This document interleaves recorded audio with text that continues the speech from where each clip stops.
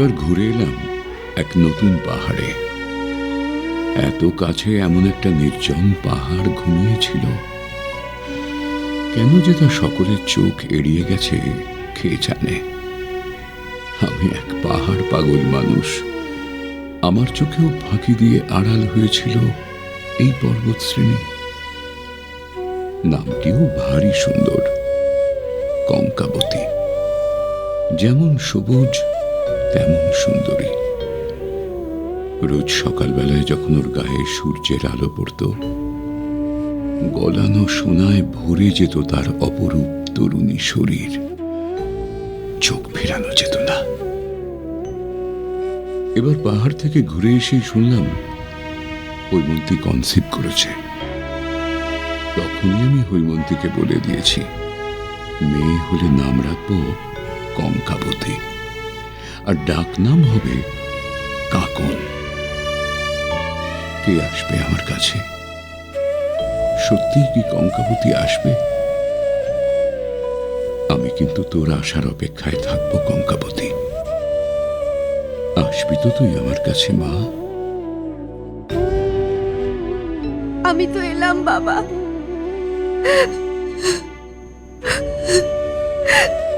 তুমি কেন চলে গেলে আমার কাছ থেকে?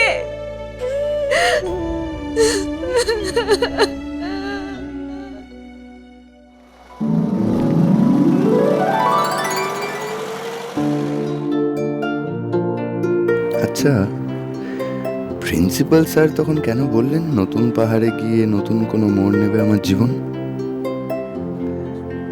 সত্যি কি আমার জীবনে এবার নতুন কিছু ঘটবে?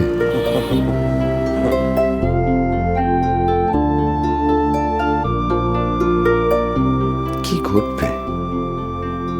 কিছু কি সত্যি ঘটবে? আজ ওর একদিন কি আমার একদিন। কি মনে করেছে কি ও আমি ফেল না? হ্যাঁ, কার বাড়িতে থাকে ও? যদি ঝ্যাঁটা মেরে বিদায় করে দিই তাহলে সবার এত লজ্জাপানি থাকবে কোথায়? হ্যাঁ, বলি এইটুকুনি বয়স থেকে এই বাড়িতে আছিস, বাপ মরে যাওয়ার পরে পারতুম তো তোদের মার বেটাকে হেতা থেকে তাড়িয়ে দিতে। করেছি কি? করিনি তো। সেই তো আমিই রেখেছি। আমি বাবা তো বলেছিলেন যে টাকা দিয়ে নোকের বাড়িতে পাঠতে দাও। তখন কে ধরেছিল বাবাকে? আমি ধরেছিলুম। আমি বলেছিলুম যে বাবা বেদবা মানুষ, আবদা মানুষ, ওইটুকুনি দুধের শিশুকে নিয়ে যাবে কোথায়? ও দেশে না হয় মাথা গুঁজবার একখানা ঠাঁই আছে, তাই বলে ওদের দেখবে কে? আপনার এমন 7 মহলা বাড়ি, দুটো লোককে রাখার ব্যবস্থা হবে না, সেই দেখেই তো বাবা ওদের ব্যবস্থাখানা বহাল করে দিলেন। হ্যাঁ, আর শুধু কি তোদের দিয়ে কাজ করিয়েছিল? শুধু কি তোদের দিয়ে কাজ করিয়েছি? আর কি কিছুই করাইনি? কিছুই করাইনি। লেখাপড়া শিখিয়েছি, স্কুলে পাঠিয়েছি। গুণধর ছেলে স্কুল পালিয়ে বায়োস্কোপ দেখতে গেছে, তাকে বলিছি 10 ক্লাসের পর সেই ছেলে আর পড়তে চায় না কো। মনোজা ছেট আমারও মুখে। মা বেটি তো 3 দিনের জ্বরে ভুগে মরলো। মরার আগে আমার হাত দুটো ধরে বলেছিল, বৌদি আমার ছেলেটাকে নিজের কাছে একটু জায়গা দিও। সেই ছেলে এখন নায়ক হয়েছে। জানে 1 মাস ধরে আমার পুণ্যি পুকুর চলছে, ওতে আমার উঠোনটা একটু ঝেঁটতে দেবে, হাতে হাতে একটু খুঁটে দেবে, তা নয়, অন্যের কাজ করতে ব্যস্ত। এখন দল শিখেছে। বৌদি বলো, কিছু বলবে? কি আর বলবো, তুমি শুনতে পাচ্ছ না? এভাবে থাকা যায় বলো? কি যে তুড়িলাফ লাফাচ্ছে না, তুমি ভাবতে পারবে না।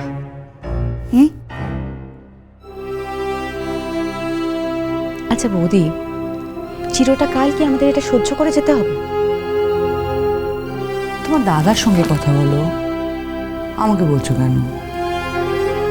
তুমি আমার একটা কথা বলো, তুমি জাস্ট বলো তো যে আশেপাশের লোকজন কি ভাবছে বলো তো? আশেপাশের লোকের এখনো কিছু ভাবার আছে বলছো?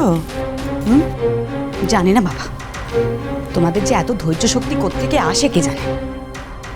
অত্রির সামনে না মেডিকেল এক্সামের ফাইনাল ইয়ার, পরীক্ষা।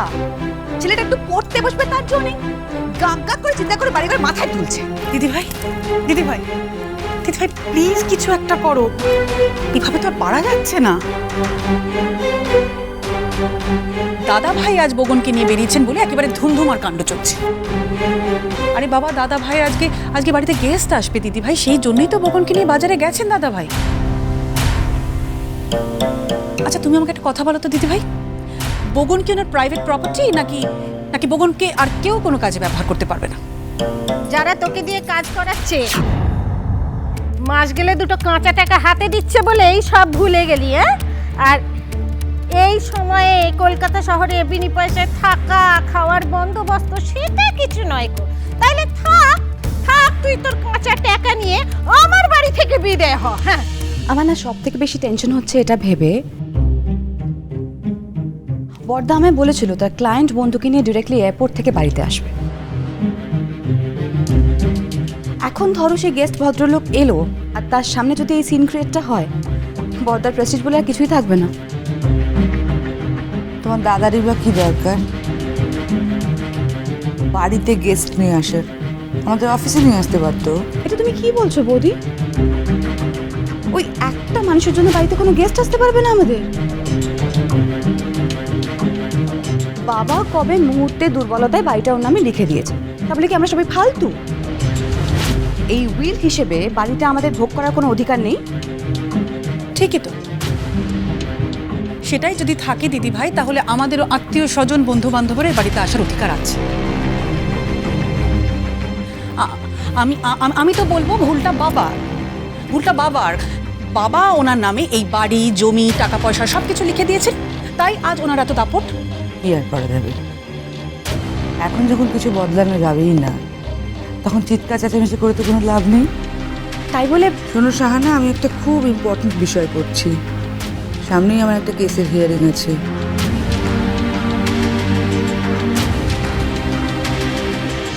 আজই যদি ঝ্যাঁটা মেরে ওই বেঈমানকে বিদায় না করেছি তাহলে আমার নাম রাধারানী নয় কো। হ্যাঁ, বেঈমানকে কোনোদিনও রাধারানী ক্ষমা করেনি আর করবেও না, এটা বলে দিলুম।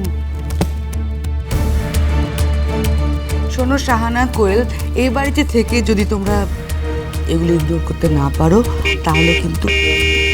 দাদা এলো বোধহয়, আমি দেখছি। আসুন প্লিজ, আসুন ম্যাডাম, আসুন please. Mister Bharadwaj, hi hi hi hi hi high.